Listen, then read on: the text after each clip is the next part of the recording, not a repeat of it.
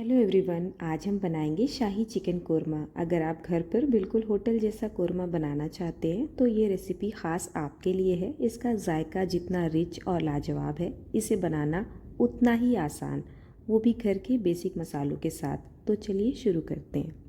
यहाँ पे 4 medium size के प्याज ले लिए हैं। 1 केजी चिकन के हिसाब से मैं ले रही हूँ। इनको फ़ाइन चॉप करना है, जितना फ़ाइन हो सके उतना फाइनली चॉप करना है, जिससे फ्राई करने पे टेक्सचर बहुत अच्छा आता है।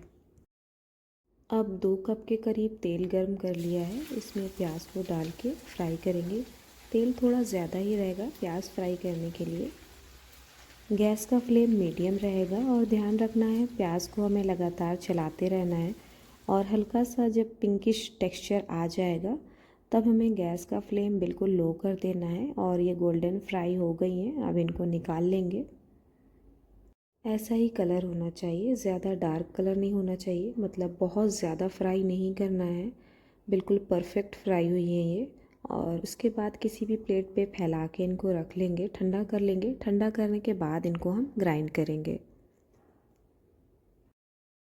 अब जिस बर्तन में हमें चिकन बनाना है, चिकन को धो के अच्छे से छान के उसमें डायरेक्ट ट्रांसफ़र करेंगे। इसके बाद मैं यहाँ पे 2 टीस्पून नमक ऐड कर रही हूँ और 2 टीस्पून ही लाल मिर्च पाउडर ऐड कर रही हूँ। आप अपनी पसंद के हिसाब से नमक मिर्च कम ज़्यादा एडजस्ट कर सकते हैं।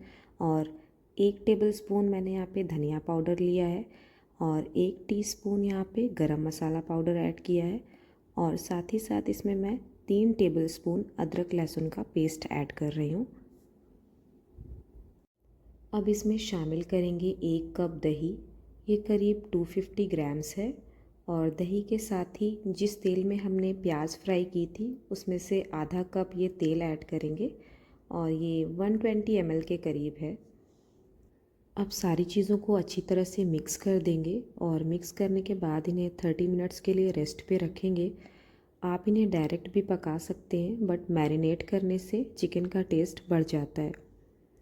तो मैं रिकमेंड करूँगी, अगर आपके पास टाइम है तो आप इसे मैरिनेट ज़रूर करें। अब एक पैन में लेंगे 1.5 टेबलस्पून नारियल का बुरादा, नारियल पाउडर या डेसिकेटेड कोकोनट भी बोलते हैं इसे। इसको हल्का सा रोस्ट कर लेंगे, बस गोल्डन कलर आते ही इसको निकाल लेंगे। कुछ ऐसा टेक्सचर हो जाएगा इसका। 30 मिनट्स हो चुके हैं, चिकन अच्छी तरह से मैरिनेट हो चुका है। अब हमें इसे कुक कर लेना है। शुरुआत में 2 से 3 मिनट के लिए गैस का फ्लेम हाई रहेगा। जब चिकन में एक उबाल आने लगेगा तो गैस का फ्लेम लो टू मीडियम कर देंगे और लो टू मीडियम फ्लेम पे ही 10 से 15 मिनट के लिए चिकन को कुक करना है। शुरुआत में गैस की फ्लेम का ध्यान ज़रूर रखेंगे क्योंकि इसमें दही होता है, जिससे दही फटेगा नहीं और चिकन धीरे धीरे पानी रिलीज़ करेगा, तो ये ध्यान रखना है। जब तक चिकन कुक हो रहा है मैं प्याज को ग्राइंड कर लेती हूँ, जो हमने स्टार्टिंग में फ्राई की थी। प्याज के साथ कुछ खड़े मसाले भी ऐड कर रही हूँ मैं आपको दिखा देती हूँ। यहाँ पे 7 से 8 काली मिर्च ली हैं, 3 से 4 लौंग ली हैं, 3 से 4 छोटी इलायची, 1 इंच दालचीनी का टुकड़ा और 1 जावित्री का फूल। ये सारी चीज़ें मैं फ्राई की हुई प्याज के साथ शामिल कर रही हूँ और शामिल करके इनको हम ग्राइंड कर लेंगे। बिना पानी मिलाए ही हमें इन्हें ग्राइंड करना है। और ग्राइंड करने के बाद ये कुछ ऐसा पेस्ट रेडी हो गया है। अभी हमें इसे साइड में रख देना है। 10 से 15 मिनट हो चुके हैं और चिकन ने यहाँ पे पानी रिलीज़ किया है। अब 2 से 3 मिनट के लिए हाई फ्लेम पे हमें इसे भूनना है।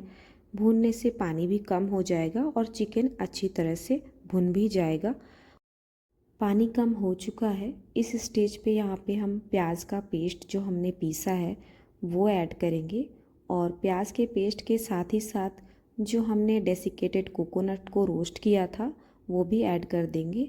अब हम 2 से 3 मिनट के लिए और भुनाई करेंगे क्योंकि हमने जो मसाले ऐड किए हैं वो भी अच्छे से भुन जाने चाहिए। अब मसालों के साथ चिकन अच्छी तरह से भुन चुका है, बहुत ही अच्छा कलर आ गया है और तेल भी मसाले के साथ सेपरेट हो रहा है। और इस स्टेज पे यहाँ पे हम पानी ऐड करेंगे।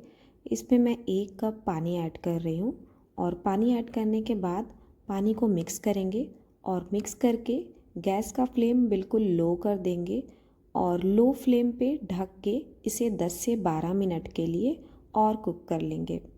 लास्ट में आप थोड़ा सा केवड़ा वाटर डाल सकते हैं खुशबू के लिए, लेकिन ये ऑप्शनल है, ज़रूरी नहीं है। अगर है तो आप डाल सकते हैं, वरना स्किप भी कर सकते हैं। 10 से 12 मिनट हो चुके हैं, हमारा शाही चिकन कोरमा रेडी है। बहुत अच्छी सी खुशबू आ रही है इसमें से और बहुत अच्छा कलर भी आ गया है और ग्रेवी बहुत ही रिच दानेदार बनी है। इसे आप गर्मा गर्म नान, रोटी या फिर शीरमाल के साथ सर्व कर सकते हैं। और वीडियो को पूरा देखने के लिए आपका बेहद शुक्रिया।